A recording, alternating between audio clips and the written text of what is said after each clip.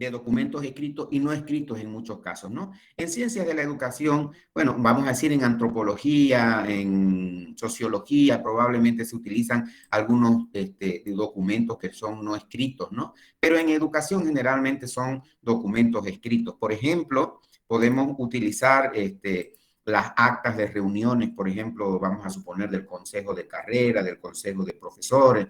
Podemos analizar las resoluciones que se han tomado, por ejemplo, son documentos, ¿no?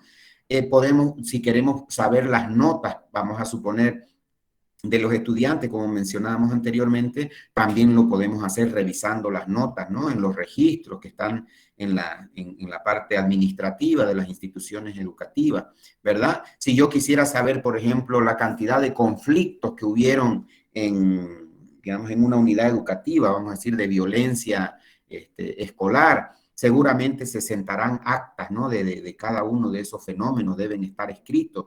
No se puede confiar en la memoria, vamos a decir, ¿te acordás qué fue lo que pasó? No, generalmente cuando hay este tipo de conflictos y llaman a sus padres, queda registrado eso, ¿verdad? Entonces ahí se recurre a esta técnica que es la recopilación documental.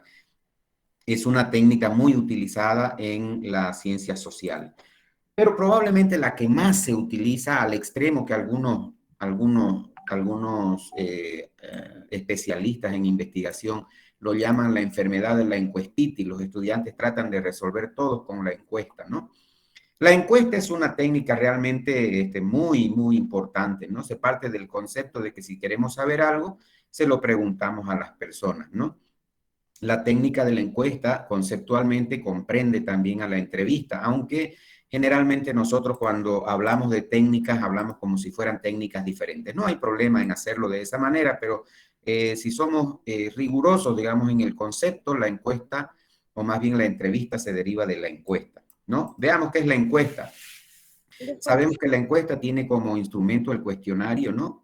Que está preparado a través de preguntas y se administran a un gran número de personas. Precisamente esa es una de sus ventajas, ¿no? Si yo quiero preguntarle algo a 1000 personas, lo puedo hacer, pues una encuesta digamos, me permite hacerlo, una encuesta, ¿verdad? Sin embargo, por ejemplo, no podría entrevistar yo a 1000 personas porque tardaría cuánto tiempo y además cómo procesaría esa información.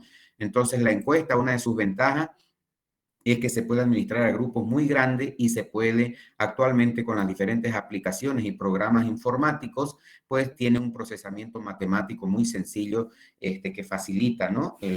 Precisamente todos estos procesos. ¿Cuáles son las desventajas que reducen de manera importante el campo de la información? Y lo que muchas veces hemos comentado, ¿no? Las personas cuando responden a una encuesta mienten. Probablemente no con maldad ni con ni con algún propósito predefinido, ¿no? Pero la desidia, el hecho de que no me importa si lo que he contestado está bien o está mal. Bueno, la gente dice, ¿no? Si está contestando una encuesta y no le entiende la pregunta, bueno, esta voy a marcar, dice la gente, ¿verdad? Lo hace casi no está tratando de hacer daño ni mal, pero bueno, hay que reconocer de que hay una cierta subjetividad del informante que puede, digamos, distorsionar la realidad. Bueno, la encuesta, por ejemplo, esto para más o menos tener alguna idea, ¿no? Pueden ser de alternativas fijas o dicotómicas, muy poco utilizado, ¿no? ¿Está usted de acuerdo con la pena de muerte, sí o no? Bueno, aquí está, no hay alternativa, ¿no? O digo sí o digo no, pues, ¿verdad?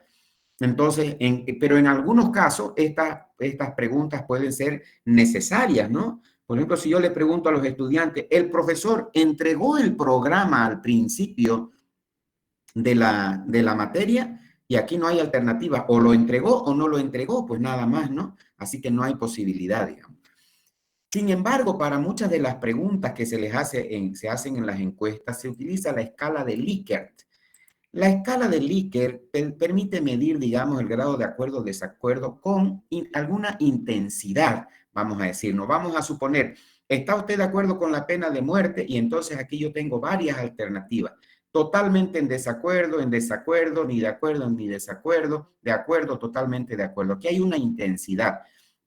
Si yo me coloco en los extremos, esto quiere decir sí o no. Pero si me coloco en el medio, esto significa que probablemente en algunos casos yo no estaré de acuerdo, pero de repente en algunos sí, digamos, ¿no? O sea, hay cierta intensidad. Se le llama escala de Likert porque quien la inventó fue Likert, justamente un investigador que precisamente revolucionó esto de las encuestas y hay diferentes formas de presentar esto, ¿verdad? Otra opción que hay en las encuestas y que es muy poco utilizada es la de final abierto, ¿no? Por ejemplo, ¿qué opina usted respecto a la pena de muerte? Entonces aquí, pues, digamos, la gente se podría expandir hablando de lo que es la pena de muerte. Aquí hay, pues, es un arma de doble filo, ¿no? Porque de repente, bueno, ¿a la gente le gusta escribir o no le gusta escribir? ¿Le gusta ponerse a pensar y a escribir? Y sobre todo en una encuesta que él no tiene nada que ver ni tiene ningún interés, les pregunto, ¿será que le gusta escribir un párrafo completo? No, yo no. No, pero apenas contestamos una encuesta y cuando nos las dan, lo primero que hacemos es contar cuántas preguntas son, ¿verdad? Cuanto más antes quiera salir yo, mejor. Entonces, claro, cuando me toca a mí hacer una encuesta, el interesado soy yo, pero no sé hasta dónde los otros me podrán ayudar con mi encuesta, ¿no? Entonces, colocar una pregunta, vamos a decir, abierta, me puede dar muy malos resultados. Pero podría darse también lo contrario, ¿no? Que si alguien me conteste una cosa que no corresponde. En fin, pues se tendrá que ver, digamos, ¿no?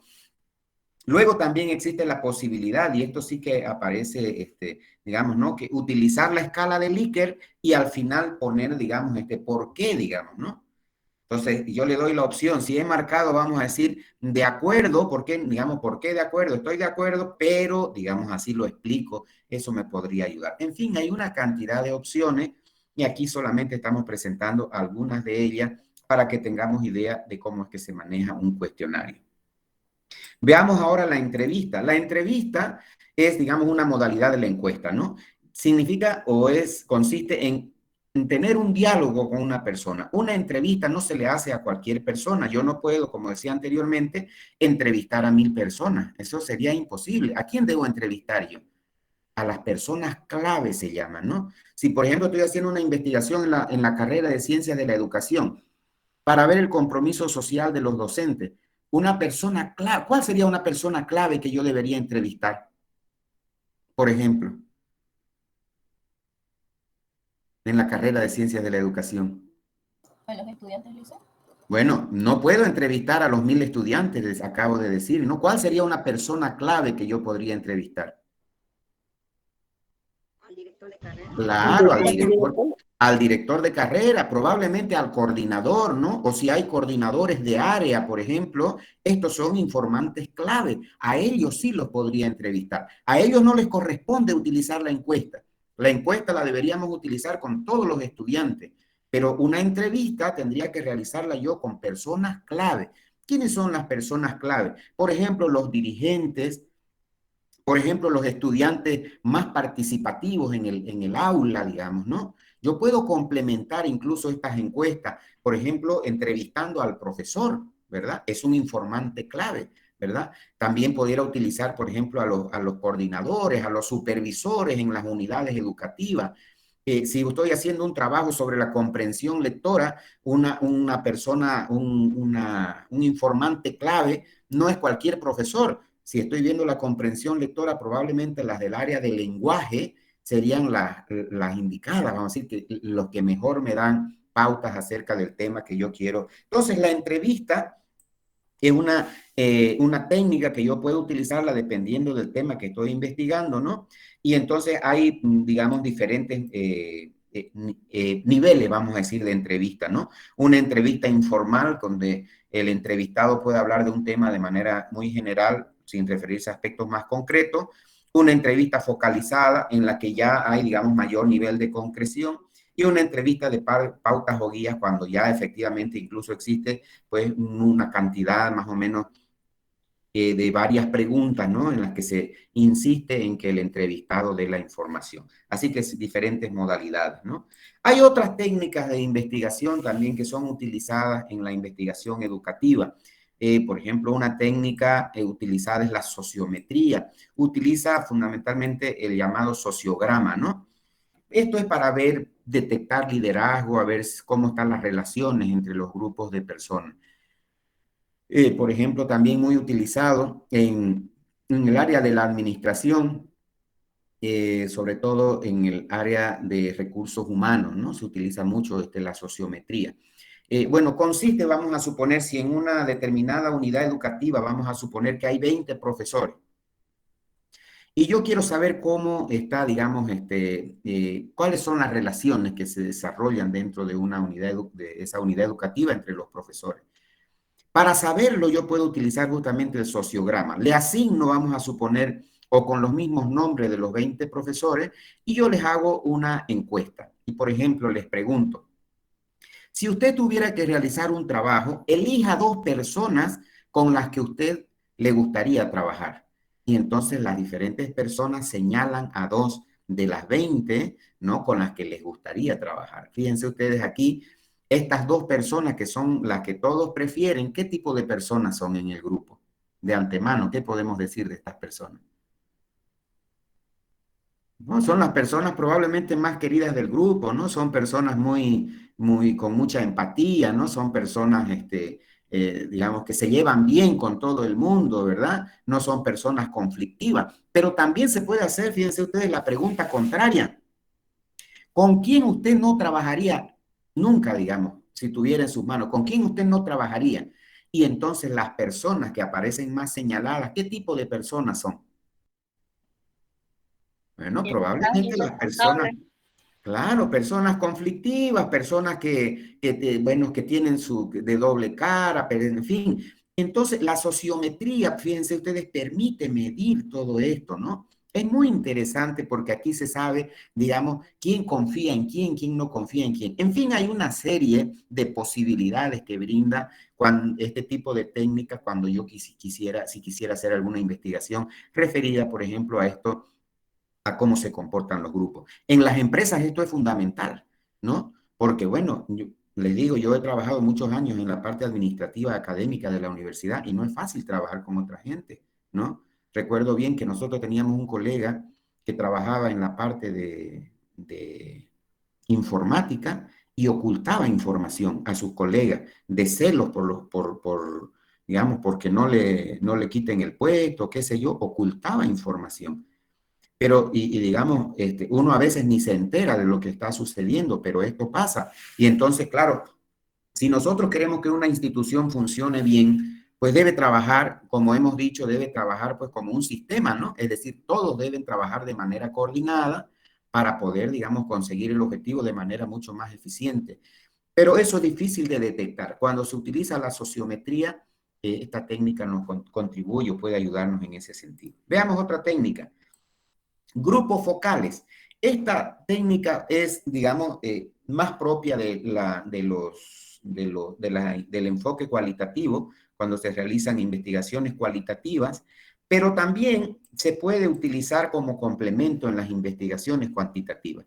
Esto significa que se busca a informantes clave, por lo menos entre 6 y 12, para poder verificar los resultados que hemos encontrado, ¿no? Entonces, por ejemplo, puede ser los resultados de una encuesta, que querramos compartirlos para ver incluso los resultados de entrevistas que se han realizado. Estos grupos focales que son que están conformados por personas que conocen ampliamente el tema que estamos investigando, me ayudan a mí, por ejemplo, a poder interpretar esos resultados, ¿no? A no distorsionarlos, porque si uno no forma parte del fenómeno, muchas veces no entiende realmente cuál es el trasfondo que hay de eso que estamos analizando. Si estas personas pertenecen al fenómeno, hablo de un enfoque cuantitativo, entonces estas personas me ayudarán a interpretar eso. Bueno, en alguna investigación que yo he realizado, por ejemplo, hice una investigación en educación comparada, hice una investigación donde se quería ver yo qué hacían, cómo resolvían sus problemas los profesores cuando se titulaban, cómo encontraban su primera escuela para trabajar. Yo había encontrado alguna información del ministerio, incluso algunas cosas, algunos otros documentos, no estaba muy claro. Entonces yo convoqué a un grupo focal y este grupo focal estuvo conformado por seis maestros recién titulados hacía aproximadamente unos 2 años. Bueno, los tuve que convencer, los tuve que invitar a comer una salteña, porque si no, no hay forma de juntarlos, ¿verdad? Y ahí nos pusimos a charlar. Y ellos me comentaron puntualmente cuáles habían sido sus experiencias. Y yo le leí todo lo que yo había hecho, que había encontrado por otro lado, y ellos me ayudaron, digamos, a explicarlo de mejor manera. Porque sin esa ayuda del grupo focal, probablemente yo corría el riesgo de colocar, digamos, una apreciación no muy cabal del fenómeno que se trata de describir. Pero en las investigaciones cualitativas, los grupos focales son muy frecuentes y consiste justamente en que yo puedo elegir a esas personas, digamos, clave, a esas personas que son las que mayor información, las que más comprometidas están a que me ayuden a interpretar el fenómeno. En el mismo sentido, fíjense ustedes, está el panel de expertos, ¿no? Esto es muy necesario cuando yo estoy haciendo investigaciones y sobre todo cuando las hago en áreas que no manejo muy bien. Y esto sucede mucho en educación. Por ejemplo, si yo voy a hacer un trabajo de investigación donde tenga que ver con la autoestima, aunque ustedes hayan llevado algunas materias de psicología, el experto en este tipo de comportamientos o emociones, ¿quién es? El psicólogo, ¿verdad? Entonces, si yo encuentro algún tipo o quiero yo leer correctamente resultados de una investigación, lo mejor sería que tener un grupo de expertos que me ayude a interpretar un determinado fenómeno, los resultados que he encontrado. Estas técnicas en la mayoría de los casos son técnicas complementarias que me ayudan a mí a obtener, digamos, resultados mucho más objetivos sobre lo que estoy investigando. Finalmente tenemos los test psicológicos, ¿no? Los test psicológicos, por ejemplo, para medir, como decía, la autoestima, la motivación, la personalidad, etcétera, etcétera, la inteligencia, ¿no? La motivación intrínseca. Para poder medir esto, les comento de que nosotros no nos tenemos que preocupar por elaborar, vamos a decir, preguntas o algo así. No, esto ya existe. Son test que están predefinidos, son estandarizados, ya existen para medir. Por ejemplo, para medir la inteligencia hay diferentes tipos de test. Ustedes deben saberlo, ¿verdad? A veces nos aparecen en Google cuando estamos viendo algún programa. Mida su inteligencia, ¿no? Por ejemplo, cuando nosotros entramos a ver para medir, digamos, la vocación, fíjense ustedes, los test psicotécnicos que nos hacen. Todo esto ya está preparado por expertos, han sido test ya incluso que son, digamos, muy confiables. Lo único que tengo que hacer yo es citarlo nada más y utilizarlas en mis investigaciones, ¿no? Entonces, aunque como todos sabemos, digamos, son los más utilizados en el ámbito psicológico, ¿no? Requieren, como decíamos anteriormente, de la experiencia para su correcta interpretación. O sea, nosotros no nos vamos a meter a interpretar, lo mejor será siempre contar con la ayuda de un experto. Finalmente, vamos a ver cuáles son los instrumentos para la recolección de datos. Los instrumentos en realidad son los mecanismos que yo utilizo para recoger directamente la información. Una cosa es la técnica, pero la técnica necesita un instrumento. Y aquí están, fíjense ustedes. Por ejemplo, para la recopilación de documentos, ¿cómo hago yo para recopilar información? Bueno, tengo que formar un cuadro de registro, ¿no? Generalmente cuadros de doble entrada que me permiten, digamos, ver en cada uno de los casos la información que estoy obteniendo. Vamos a suponer, si yo quisiera saber el grado de formación que tienen los profesores, vamos a suponer en la carrera de Ciencias de la Educación, ¿qué debería hacer yo? Probablemente ir y revisar el file que tenemos cada uno de los profesores donde está lo que hemos estudiado, ¿verdad? ¿Cuál es nuestra carrera? ¿Qué si he hecho cursos de diplomado? ¿Qué cursos de diplomado? ¿He hecho cursos de especialidad? ¿He hecho cursos de maestría, de doctorado, postdoctorado? ¿Qué artículos científicos se han escrito? ¿En qué participó? Pero para recabar esa información, ¿qué tengo que hacer? Utilizar un instrumento. En este caso debería ser probablemente un cuadro, ¿no? Y en cada uno de los cuadros colocar, digamos, ir tiqueando si la persona tiene o no tiene, si hizo o no hizo, en fin. Ese es el instrumento que me permite a mí recoger la información. La técnica es la recopilación, pero el cuadro de registro es el instrumento que me permite recabar la información, ¿no? De la encuesta, obviamente, es el cuestionario. De la entrevista también es el cuestionario base. De la observación, de igual manera, cuadros de registro. En algunos otros casos aparece, por ejemplo, en vez de cuadros de registro, la libreta de apuntes. Bueno, es prácticamente lo mismo, cada uno como quiera, ¿no? Puedo también utilizar, fíjense ustedes, algunos dispositivos electrónicos, ¿no? Puedo, por ejemplo, en una entrevista utilizar, obviamente, no voy a ir con mi cuaderno a escribir, ¿no? o en una entrevista, digamos, ¿qué tengo que utilizar? Además de la encuesta, utilizo también una grabadora o con los teléfonos filmo, etcétera, etcétera, digamos, ¿no?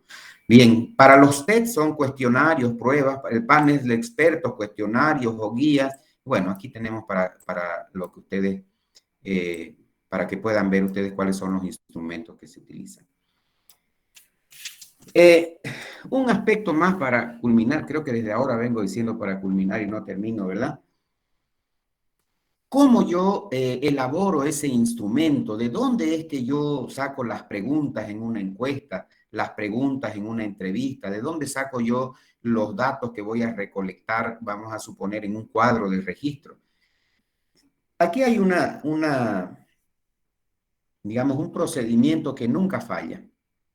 Recuerden ustedes, desde el principio de la materia hemos insistido en que cuando nosotros investigamos, lo que investigamos son variables sociales, claro, ¿no? Cuando la variable es cuantitativa no hay problema, o sea, directamente yo puedo obtener el dato. Si yo quiero saber, por ejemplo, el número de estudiantes que tiene cada carrera, no hay ninguna dimensión, el número de estudiantes solamente hay que sacarlo de, pues, de los registros, ¿no? Este grupo tiene 40 estudiantes, el otro 40, ahí no hay problema, el dato surge directamente. Pero ¿cuándo es el problema? Cuando la variable es cualitativa, ¿verdad? Cuando la variable es cualitativa, yo estoy obligado a ver cuáles son sus dimensiones y cuáles son sus indicadores, ¿verdad? Y de ahí es justamente que yo saco las preguntas, de ahí es donde saco yo qué es lo que voy a registrar, si hago una observación o si hago recopilación documental. Miren este ejemplo que está obtenido de una encuesta que es estandarizada de la UNESCO sobre la violencia de género y sus efectos sobre la salud de las víctimas. Aquí hay dos variables,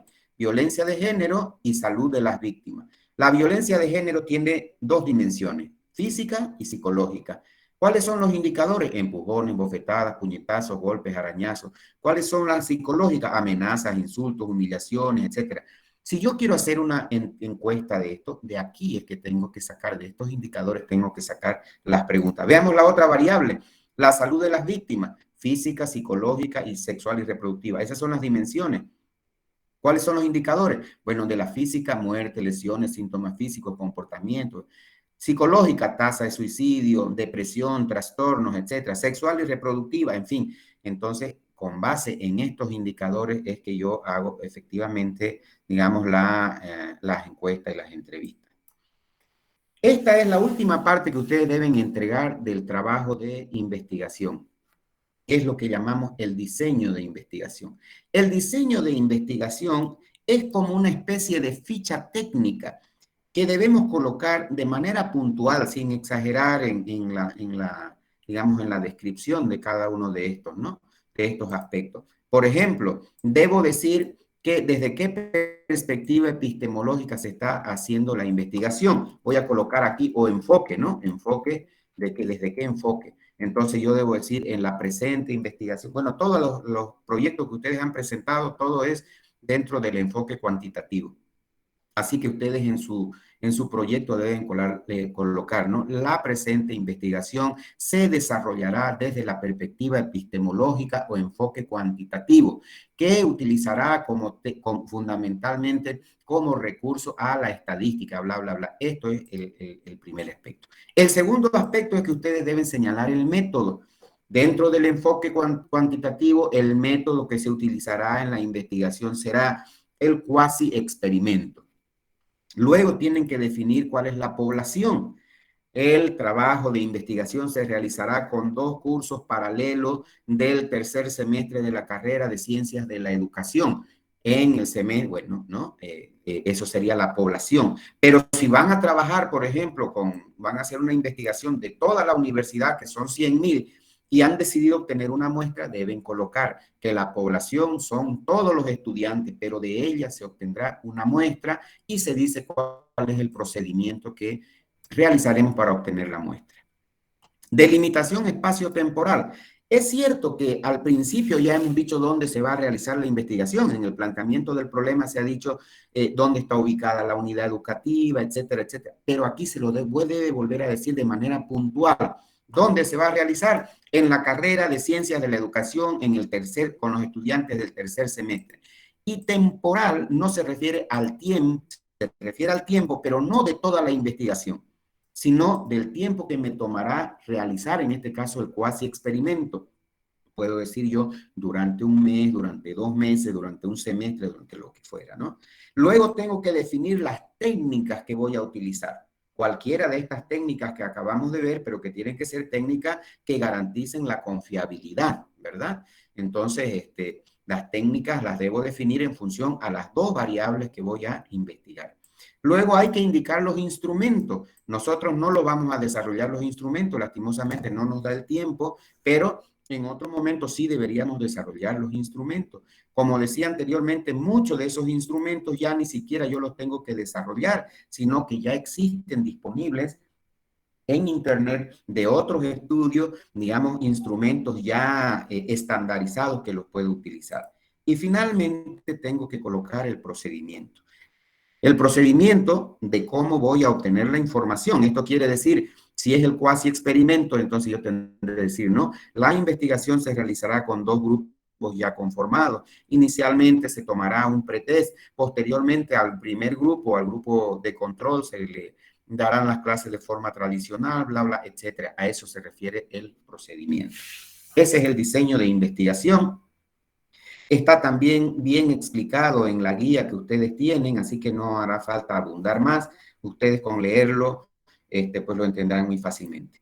Y también esto deben entregar ustedes, el cronograma, ¿no? El cronograma implica que ustedes deben establecer, digamos en este caso de manera ficticia, porque no lo vamos a desarrollar, pero hay que colocarlo, el cronograma. Se utiliza generalmente el diagrama de Gantt. Gantt fue un investigador que inventó este cronograma y por eso, en honor a su nombre, lleva ese título, ¿no?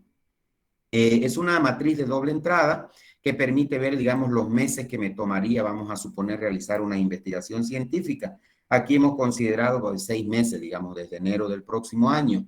Y aquí todas las actividades que me quedan. Se supone que ya yo tengo el proyecto de investigación, porque esto es con lo que termina el proyecto de investigación. ¿Cuál es la otra tarea que viene? Bueno, la revisión completa digamos, del marco teórico, ¿no? De la información, revisión del marco teórico. Esto me llevará, supongo, digamos, unas 4 semanas. Estas son semanas, ¿no? En cada semana de cada uno de los meses. De manera aproximada, claro, ¿no? Entonces, en enero, las primeras 4 semanas me llevarán la revisión bibliográfica. Luego, recopilación de la información, ¿no? Digamos, a suponer que me lleva 6 semanas. Pero está superpuesta con el marco teórico. ¿Eso es posible? Claro que sí. Pues mientras estoy terminando el marco teórico, empiezo a recabar la información, hacer las encuestas, las entrevistas, etcétera. Luego vendría el procesamiento de la información, que también se superpone, fíjense, con las actividades, digamos, de la recopilación de la información. Eso es totalmente posible. En fin, digamos, ¿no? Bueno, análisis de la información, conclusiones y redacción del primer borrador, presentación del primer borrador, corrección y presentación del informe final.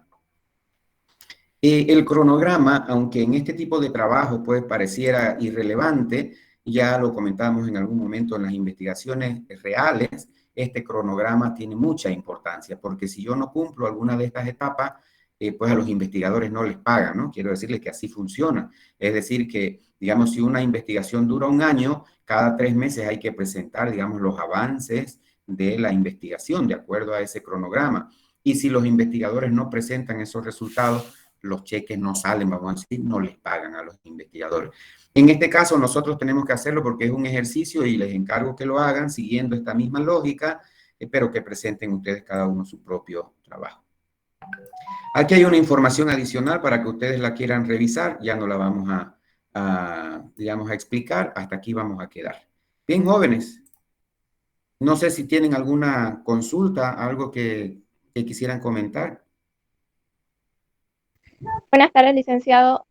Sí, justamente de mi grupo en lo que es el proyecto del avance, quería comentarle que nos habíamos olvidado colocar el nombre de un compañero, no sé si podría tomarlo en cuenta eso, Claro por que favor. sí, claro que sí, no hay problema, ¿ya? No hay problema. Ya me avisa en el privado de quién se trata y yo lo coloco, ¿ya? Está bien, licenciado, muchas gracias. Bueno, ¿quién más, por favor?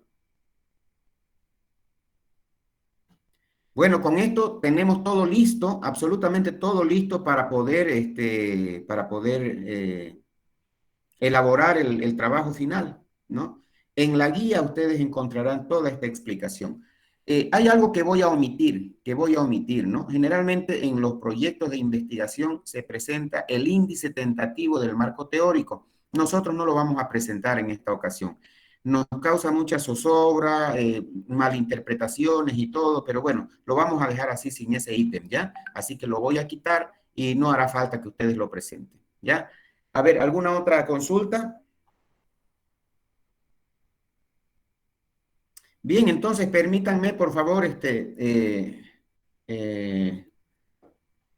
¿cómo se llama? Que me den unas 3 horas más de tiempo para terminar de leer. Me faltan varios trabajos y estén atentos aproximadamente a eso a las 9 de la noche. Les pasaré, espero terminar, por favor, me comprenderán. Debo leerlos con mucha atención y ya les paso los resultados, ¿no?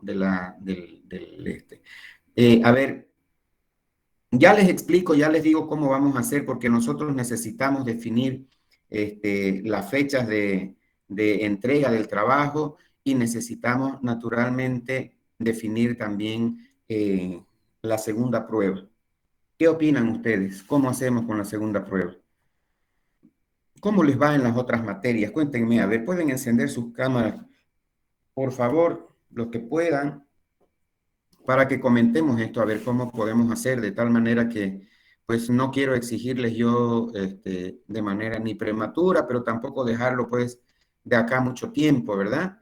Ya con esto hemos terminado todos los contenidos, así que el tiempo restante es precisamente para que ustedes elaboren. Hay algunos trabajos, por ejemplo, que ya tienen prácticamente su proyecto, digo, el planteamiento del problema terminado. Lo que viene es prácticamente sentarse y hacerlo, ¿no? Porque después del planteamiento del problema, ¿qué vienen los objetivos? Redactar los objetivos ya lo saben hacer, eso es sencillo. Tal vez un poco la justificación, pero con los mismos documentos que han leído ya pueden hacer la justificación. Y después lo que viene es la hipótesis y su operacionalización, cosa que también ya la saben hacer. Y el diseño metodológico, que es lo que acabo de explicar, y con eso tienen listo el trabajo. Es decir, que quien ha terminado el planteamiento del problema prácticamente ya tiene casi el trabajo, el 70% o más del trabajo realizado, ¿verdad? Quedaría pendiente esta última parte. No sé qué fechas, porque ¿cómo están con las otras materias? Por favor, díganme. Presionados, full seguramente, ¿o no? Con mucha tarea, dicen. La Sí, verdad, demasiado. todos nos dieron un trabajo así. Para el 14 tenemos otro trabajo de psicología que entregar también. Y Sí, de la todas las verdad es materias. que este tipo de cosas, digo yo siempre, ¿no? Pero bueno, esto no funciona, es solamente un deseo, ¿no? De que nosotros hicimos, yo daba clases antes en la Universidad Católica, que daba exactamente estas materias de investigación, y en alguna ocasión hicimos, bueno, eran grupos muy pequeños realmente, ¿no? Que era posible. Si prefieren, habíamos quedado en educación comparada, para aquellos que están en educación comparada, el 7 de enero la segunda prueba. Yo, por ejemplo, diría que pudiéramos hacerlo la semana que va digamos, a verlo, ahora mismo voy a ver la semana, digamos que nosotros nos pudiéramos reunir el día martes, vamos a suponer martes 11, ¿no? Para hacer un repaso, para hacer un ejercicio, desarrollar un ejercicio tal cual si fuera el examen, como lo hicimos en la anterior oportunidad. Para el 11 y para el 14 para el 13 de enero estaríamos rindiendo la segunda prueba. Esto nos permitiría, fíjense ustedes, tener toda la semana del 17 al 21 para las pruebas de recuperación. En realidad, no todo el mundo tiene que dar pruebas de recuperación. Es más, digamos, la mayoría no tendrá que hacerlo, pero vamos a ser considerados pues con los que van a tener, los que quieren recuperar. Entonces tenemos del 17 al 21 para las pruebas de recuperación, de tal forma que la segunda instancia ya la hacemos, digamos, la semana del 24 al 28. Es decir, estamos cabal con el tiempo porque hasta el 31 tenemos que estar fuera. ¿Qué opinan ustedes de esa fecha de la prueba? ¿Cuándo era el segundo examen, dicen? Perdón. El 11 de enero, martes 11, sería el repaso y la segunda prueba sería el 13. 13.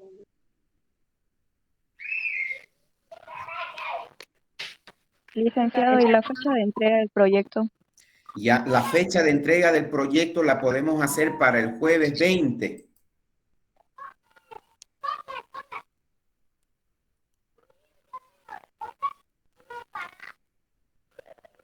¿Qué opinan ustedes, jóvenes? El 24. ¿Perdón?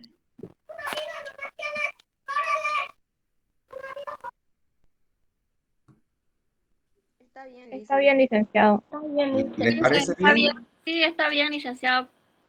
Perfecto, entonces quedamos, bueno, yo lo voy a escribir ahora en el grupo, ¿ya? Lo voy a escribir en el grupo para que quede, digamos, asentado, vamos a decir, que comprometidos todos, ¿verdad?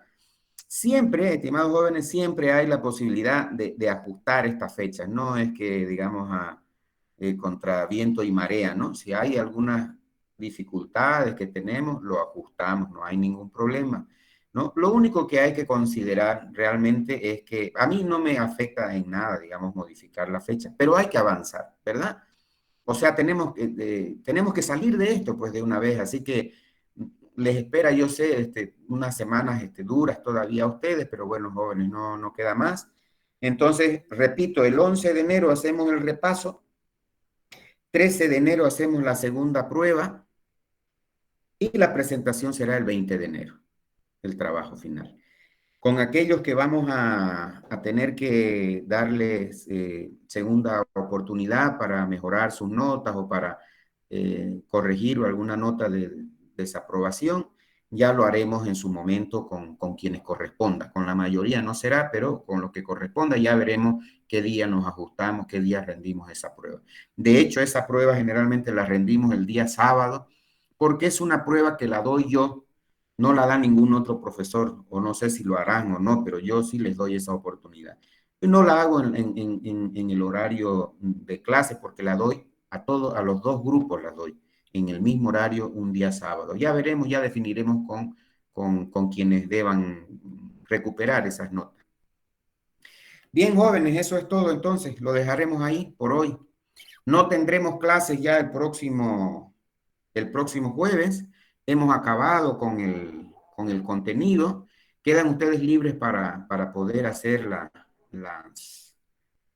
avanzar en su trabajo. Si los grupos quieren reunirse conmigo para poder analizar las sugerencias que se les han dado, las correcciones, me lo anticipan con algún tiempo, ¿no? Para poder coordinar la hora. Pero lo que sí podríamos hacer probablemente es como que generalmente no tenemos dificultades, que el día jueves nos juntemos, que yo estaré disponible de 3 de la tarde hasta las 5 menos cuarto para juntarme con los diferentes grupos, para poder analizarlos, ¿no? Porque es que a veces me hablan de otros grupos y qué sé yo, y el horario. Entonces, si utilizamos nuestro propio horario, en ese tiempo nos juntamos a revisar los trabajos. ¿Les parece? Sí, listen. Está bien. Perfecto. Está bien, licenciado. Bueno, sí, me disculparán entonces que no les puedo hacer llegar todavía las correcciones, pero déjenme, en este momento me seguiré revisando y en cuanto los termine se los envío, ¿ya? Muchísimas gracias por todo, que tengan buenas tardes. Seguimos en contacto. La duda que tengan, ustedes se comunican conmigo. Hasta luego. Hasta luego, licenciado.